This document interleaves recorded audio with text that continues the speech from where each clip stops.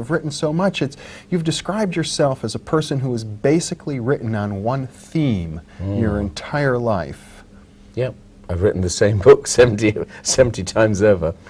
And that is reconciling this issue of the heights of consciousness with the depths of despair. I know, you know, Isaiah Berlin once said that there are two kinds of writers, hedgehogs and foxes. He said, the fox knows many things, the hedgehog knows just one thing. So Shakespeare's a typical fox, Tolstoy and Dostoevsky are typical hedgehogs. Now I'm a typical hedgehog, I know just one thing, and I've repeated it over and over again. I've tried to approach it from different angles to make it look different, but it's the same thing. Much of your writing has focused on your own working through of states of panic, states of despair that you've experienced in your own life. Yes, I suppose that first book, The Outsider, was almost an autobiography. And of course, 25 years later, when I produced this book, Mysteries, I suddenly had this horrifying series of panic attacks that made me feel I was going insane. It was due to overwork, you know. I'd been working very, very hard on a series of books about crime. It was a part work, in fact, and I was supposed to write the introduction to each issue. And so, you know, it was pretty hard work. I had to, let's say the issue was on kidnapping. We would have a big kidnapping case, a big kidnapping trial, and my business was to do the history of kidnapping from the beginning. And, you know, so I had to read up a lot of stuff to do this. And what happened was that the publisher suddenly said, okay, the American publisher says we can go. And so, you know, off we went. And he said, look, I'm afraid we're going to need 4 articles per week. Now, this was okay, you know, there were 3,000 words each. You know, it was about 12 pages. And then later he said, I'm awfully sorry, we're going to need 7 articles per week. And then, when I was really working like a madman, he said, look, I don't know whether you can manage this, but we need 10 articles per week. Now, this is a full-length book every 3 weeks. And so I was doing pretty well. I was working away nicely. And one day, 2 bloody Canadian journalists came to interview me, and they were bores. Well, you know, they talked and talked and talked and talked. And I was doing pretty well until then, but you know the way you get when someone just talks to me, you go, ugh.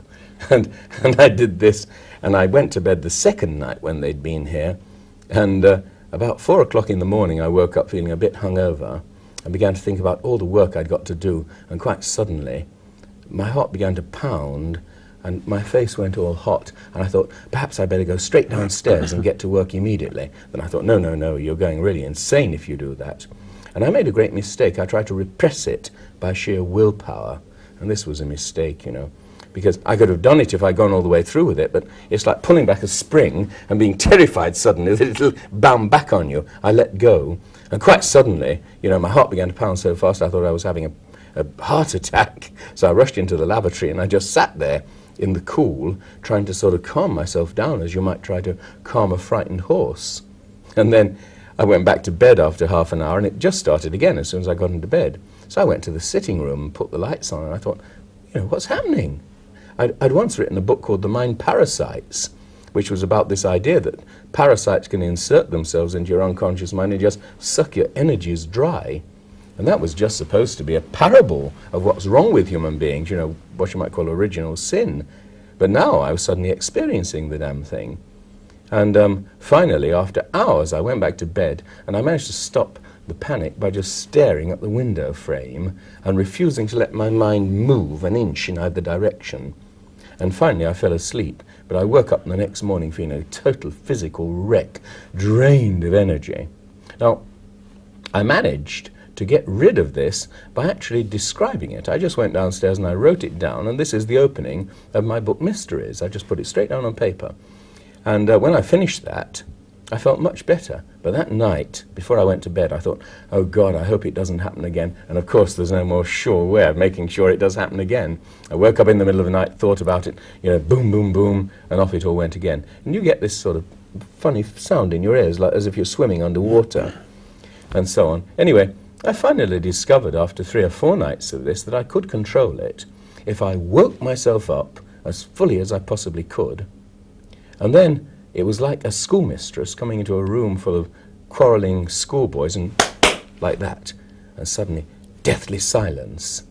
And I found that I discovered the basic trick, that it was as if there was a kind of higher Colin Wilson up there, and when he chose to come down and make his presence known, everything was okay. But you know the way you are in the middle of the night, you wake up and you begin to worry about money and all kinds of things. The lower levels take over in the middle of the night. Well, this is what happened. Now, that experience seemed to me so completely pointless and miserable and rotten that I could see no meaning in it. It seemed to undermine all my life's work. And yet, when at the end of 3 months I'd sort of struggled with this, what it amounted to was catching my adrenaline before it flooded into my bloodstream. As soon as I became afraid, you know, you feel that surge of adrenaline and everything goes hot. It was like like catching a fly in the air before the adrenaline gets into your bloodstream and stopping it dead. And I learned this trick after a while, catching the adrenaline. And when finally I overcame the panic attacks, I realized that my wife could drop a plate on the floor and I didn't even flinch. I could stop the adrenaline like that. And the interesting thing was, I only realized afterwards that this was the most valuable experience of my whole life, that it had taught me the real problems that I'd been writing about in The Outsider. Well, much of the history of mystical, shamanistic, psychic training has to do with curing oneself of forms of what we might think of as insanity. It seems that you went almost through a shamanistic initiation here. Well, I don't know. I'd always, you see, even in my early teens, had these problems of suddenly waking up in the middle of the night and having this horrifying vision that life is completely meaningless. Or, you know, just thinking about something like the depths of space and realizing, you know, it's got to come to an end somewhere, but apparently it doesn't. And then suddenly getting this terrible feeling that, you know, maybe life is a total delusion.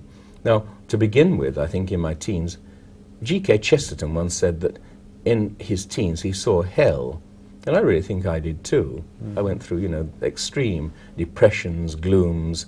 There was one occasion on which I decided actually to commit suicide. I'd got into this state of, I was working as a lab assistant at the school, and I got this feeling that what would happen was that I'd make tremendous efforts to push myself up to a level of optimism. I'd do it in the evenings, you know, by reading poetry, thinking, writing in my journals. Then I'd go back to the school the next day and right down to the bottom again. And this was the feeling of the mind parasites. There's something there that waits until you've got lots of energy and then just sucks you dry like a vampire. And this sudden feeling that God was making fun of me made me feel one day, you know, for God's sake, let's not have any more of this nonsense. I'm damned if I'll be played about with like this. Let me kill myself. And immediately I felt this. I felt a curious sense of inner strength. So I went off to night school, quite determined that what I was going to do was to take down the bottle of potassium cyanide from the reagent shelves and drink it. I knew that cyanide burns a hole in the bottom of the stomach and kills you within seconds. Well, I went into the classroom quite determined. There was a group gathered around the professor at the desk. I went over to the reagent shelves, I took down the bottle of potassium cyanide, I uncorked it, and as I started raising this to my lips, I suddenly had an extremely clear vision of myself in a few seconds' time with an agonizing pain in the pit of my stomach. And at the same time, I suddenly turned into two people. You know, I don't mean that literally, but I mean that there was I, and there at the side of me was this silly, bloody little idiot called Colin Wilson, who was in a state of self-pity and about to kill himself. And I didn't give a damn whether the fool killed himself or not. But the trouble is, if he killed himself, he'd kill me too. And quite suddenly, you know, a terrific sense of overwhelming happiness came over me. I corked up the bottle, put it on the shelf, and for the next few days was in total control of my emotions and everything else. And I realized suddenly that you can achieve these states of control provided you put yourself in a crisis situation. And that's why throughout The Outsider, I keep saying the outsider's salvation lies in extremes. You focused in your writing somewhat on the works of Gurdjieff, who tended to push people into exalted states of consciousness by using a similar method of pushing them to extremes. Yep, well, you see, the basic point about the philosophy of Gurdjieff, and I suppose, you know, about my own basic ideas, is this recognition that we have inside us what I call the robot. It's called a sort of robot valet or servant who does things for you. So you learn something like talking French or driving a car or skiing or whatever, painfully and consciously, step by step. Then the robot takes it over and does it far more quickly and efficiently than you could do it consciously. However, the important thing is not to interfere with the robot once he's learned it, because you completely screw him up if you do. Now, the problem is the robot does all these valuable things like talking French and so on for us. The trouble is he also does the things we do not want him to do. We listen to a piece of music, it moves us deeply the first time. We read a poem, we go for a country walk, whatever, and it moves us. But the second or third time you do it, the robot is listening to the music or reading the poetry or doing the country walk for you. I said I've even caught him making love to my wife. And this is a real problem, that the robot keeps taking us over and doing the things that we would rather do. Now Gurdjieff recognized this. He talked about the machine. Gurdjieff, of course, would walk into, let's say, the dormitory of his students at midnight, snap his fingers, and everybody had to be out of bed and in some complex position within 2 seconds flat. And obviously you would keep people at a certain level of tension by doing this. Do you remember that Sartre said that during the war, when he was in the resistance and he was likely to be arrested and shot at any moment, he'd never felt so free. And obviously you wouldn't in these circumstances. You keep your energy so high because of your sense of crisis that you would feel far more free. Now this is clearly the secret of freedom. Keeping your energy so high that the robot, who's a bit like the thermostat on the wall, which turns on quite automatically when your energies drop below a certain point, and then suddenly, without even noticing it, you're living mechanically, robotically, instead of with a real you. And the interesting thing is that it's only a matter of 1 degree. Therefore, if it's just 1 degree to turn onto the robot, it's only 1 degree of effort to turn the robot off. Mm-hmm. You know, I had an experience several months ago that threw me into an exalted state, and I realized it's one very similar to one that you've had and written about. I was riding a bicycle and was hit by a truck, and something like that occurred to you and seemed to have the similar effect. Well, I suppose the suicide attempt did produce this effect. But, you know, ever since then, I recognize that the answer lies in crisis. You see, we feel really alive when we are in what you might call all systems go states. Mm-hmm. If you can actually get yourself into this state where adrenaline is flooding in, when, you know, you're really intensely concentrated on something, then you feel fully alive. Our problem is we're always falling below that level. And what's more, as soon as you place us in a pleasant situation where we should be extremely happy in theory, immediately everything drops, and quite suddenly, instead of being happy in the pleasant situation, we're happy for a few seconds, and then we're bored.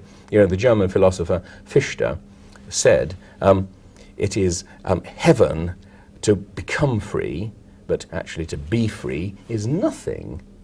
And this is true. As soon as we are free permanently, we just relax. To become free, that's the moment when it suddenly becomes heavenly. And clearly then, in some peculiar way, we've got to keep our level up. Now, the way I would express it is this. Human beings are what you might call about 49% real you, the essence, the free will, and 51% robot. And so the robot slightly always overbalances the real you. Now, as soon as a crisis occurs, as soon as anything drives you to make a real effort, quite suddenly, the real you rises that extra 1%, and suddenly you are 50-50. And in the 50-50 moods, you know, setting out on holiday, driving along on a spring morning and thinking, my God, isn't it all beautiful? You're in a kind of 50-50 mood. The real you and the robot are perfectly balanced. In crisis situations, in which suddenly, you know, Hans Keller, who used to be head of BBC Music, said that in Germany in the 1930s, when Jews were disappearing into concentration camps, and he was Jewish, he said, oh my God, if I can just get out of Germany, I swear that I would never be unhappy again for the rest of my life. And you can see exactly what he meant. He would feel it would be so easy to remain happy for the rest of your life compared to the prospect of vanishing into a concentration camp. But what do we actually do? You know, under these circumstances where we think, God, if only, we suddenly find that, you know, normality, pleasantness, puts us into this curious robotic state in which we forget everything and down we go again. You've written extensively about the romantic poets and artists who, like Van Gogh, who seem to experience such an exquisite sense of the life force permeating everything and such great joy, and then would commit suicide and enter into depths of despair. Well, that was the thing that really started me off on this whole business. I was fascinated by these romantics of the 19th century, as you say, like Van Gogh or like, Goethe and Schiller and these Wordsworth, the early sort of romantic poets, who would experience these exquisite moods of sort of universal perception in which everything was self-evidently good and in which everything in the universe seems to be connected together. And then suddenly, waking up the next morning thinking, my God, what did I mean by it? The feeling, that it was an illusion, that maybe you'd had a drink too many or whatever. And so the question I asked myself from the beginning is, how could you determine which was true? The moods of intensity, or, the suicide note that Van Gogh left saying, misery will never end. And the philosophers at the time when I produced The Outsider, people like A.J. Ayer and Gilbert Ryle and so on, would have said, that's a totally meaningless question. After all, you feel one thing in one mood, you feel another thing in another mood, and they're just relative. Now, I could not believe this, because every time I've experienced these moods of intensity, it's like going to a hilltop and seeing precisely the same vision, exactly the same landscape below you, and you feel it must be solid or it wouldn't be the same every time. It'd be different every time. On the other hand, of course, in what you might call the worm's eye view moods, things appear bad in a different way every time. And you suddenly feel that the truth is these views of the worm's eye view are subjective and emotional, and it's only the bird's eye views that are true. And I've always believed this deeply. It's the big that's true, not the small. In other words, close-upness deprives us of meaning. And I've always felt this is the basic truth of life. Somehow you've got to get that trick of pulling back and seeing things through a kind of wide-angle lens. As soon as you do this, you instantly go into this state of intense optimism. In other words, for you, the small details of the melodramas of our lives that sometimes cause us such despair aren't as real as the larger picture. Well, I think that the main problem is that we have no way of galvanizing ourselves when we are in the low moods, and that's the real problem. Now, at this point, this was 2 years after I'd written The Outsider, I came upon this interesting clue in the form of a letter from an American professor of psychology called Abraham Maslow, who wrote to say he'd read a book of mine called The Stature of Man, in which I'd said that I was fed up with the fact that modern literature appears to feel that telling the truth means to express defeat and misery, and that any form of conquest is generally regarded as a fantastic lie. Maslow said that he got sick of studying sick people because they only talked about their sickness, and he instead decided to study the healthiest people he could find. So he asked among his friends, who's the healthiest person you know? And he studied these healthy people. And he made this discovery, which no one else had ever made because nobody else ever bothered to study healthy people, which was that healthy people have, with a fair degree of frequency, what Maslow called the peak experience, just bubbling experiences of overwhelming happiness. Not mystical, just ordinary happiness. And the interesting thing was, his students, as soon as they began talking about peak experiences, would say, "Ah, yes, I remember now," and begin to describe some precise peak experience they had had in the past. Not only that, and this was the really significant point, as soon as they began talking about their peak experiences to one another and discussing them all the time, they began having peak experiences all the time. So in some way, you see, the question of how to create the peak experience depends upon realizing that this is a norm of ordinary human consciousness. It's a perception, the peak. It's not an emotion. It's a perception. You turn your face in that direction towards the peak experience, and it's like looking at something that gives you pleasure, like a mother looking at her baby.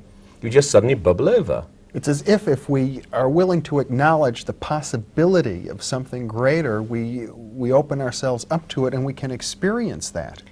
I think it's more than simply this acknowledging the possibility of something greater.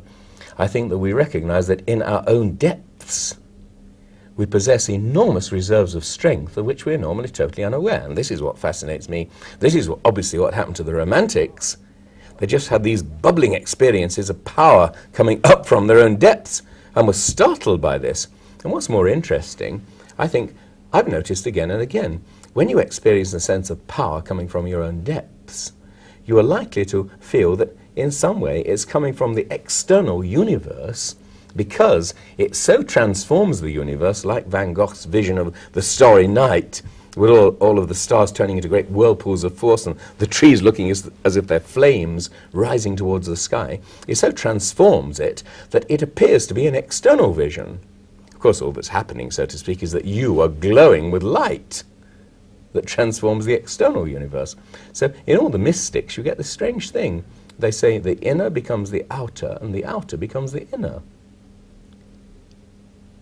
It's characteristic of all the mystical experiences, that. And then as soon as I began to see this, that it is a matter of sort of inner strength, I became extremely interested in this problem. The question I asked myself was, how, then, could you create the peak experience at will? Because obviously, if you want to compare that with what you might call the depth experience, the depression, somehow you've got to create them and put them side by side, so you can see them side by side, and you see which is higher than the other. Well, I talked to Maslow about this, and Maslow said, it's impossible, you can't do it. The peak experience comes when it wants to, and it goes when it wants to, and there's nothing you can do about it. Now, the 19th century Romantics had said this. You know, Pushkin compares the poet's heart to a coal, which is blown into a red glow by the flame of inspiration, and then goes black again, and there's nothing he can do about it. And yet, I said to Maslow, in a sense, you're contradicting your own basic theory, that there are higher ceilings of human nature, that we're free. And that's what fascinated me so much, this notion that we're actually free, that we get these curious moments in which freedom floods over us with a kind of explosion that suddenly shakes us awake. It's what the Buddhists call enlightenment. And whenever it hits you, you get this strange feeling of, my God, of course! And then, of course, you wake up the next morning and say, of course what? So the problem was to define it precisely. And the only way you could do this is by learning, if possible, to create peak experiences at will. And that was the problem to which I gave myself after about 1958. How could it be done? Mm-hmm. Many Buddhists would suggest there's a logical paradox there, because the I, the part of us that wills, is not the part of us that gets to experience that. Yes, precisely. That was something I discovered many years later. You know, in the late 1970s, in fact, when, of course, I suddenly discovered that we have two eyes inside us. I'd known about this split brain psychology for years. I mean, I'd known, you know, that the right brain is concerned with pattern recognition and all the rest of it, that the left brain is concerned with logic and language and mathematics. And it hadn't struck me as terribly interesting. I thought, okay, so what? Then I read this book, The Origin of Consciousness in the Breakdown of the Bicameral Mind by Julian Jaynes, in which he explains that if you split somebody's brain down the middle, which they do to prevent epileptic attacks, they literally turn into two people. This is what interested me so much, that they become two people, and that the person who actually says I lives in the left brain. You know, what Jaynes says is, if you show a split brain patient an apple with a left eye and an orange with a right eye, and you say, what have you just seen? He will reply, an orange. If you say, okay, write with your left hand, which is connected to the right brain, what you've just seen, and you don't let him see it, he will write apple. You say, what have you just written? And he replies, orange. If you show him a dirty picture with his right brain, he will blush. If you say, why are you blushing? He says, I don't know. So obviously I don't know, means that I lives in the left brain, and that total stranger lives over in the right. Now you may say, but I'm not a split brain patient. On the other hand, Mozart said that tunes were always walking into his head fully fledged, so he just had to write them down. Now where did they come from? Obviously, that other self in the right brain. And they walked into the place where Mozart lived. Now if Mozart was a split brain patient, so we all. We all have two hemispheres, of course, to our brain. And what's more, they're totally disconnected. Disconnected to such an extent that we're not even aware that we have this other person living in the other hemisphere. Now, when I began writing a book about Wilhelm Reich, We have just about a minute now, Colin. oh shit, I realized that in fact these two were exactly the same as Laurel and Hardy in the old movies, and that the person living in the other hemisphere is in fact Stan Laurel. He's the one who sends up all the energy. Ollie is the living you. And somehow they're like lumberjacks at either end of a double-handed saw whose business is to collaborate. If you can once actually get the collaboration of Stan in the other hemisphere, everything is fine. Mm-hmm. So, to summarize a very long story here, it would seem as if part of the art of rising from the depths of despair to the heights of peak experience is to develop a kind of working relationship between these Laurel and Hardy characters. One is totally creative, but unfortunately is so silent that you don't even know he's there except in your high moods, your intense state. Van Gogh could see his Stan when he was painting the Starry Night. As soon as you know Stan is really there, what I'm saying is that he will always support you, always send up these surges of creative energy when you need them. Colin Wilson, thank you very much for being with me. It's been a pleasure. And thank you for being with us.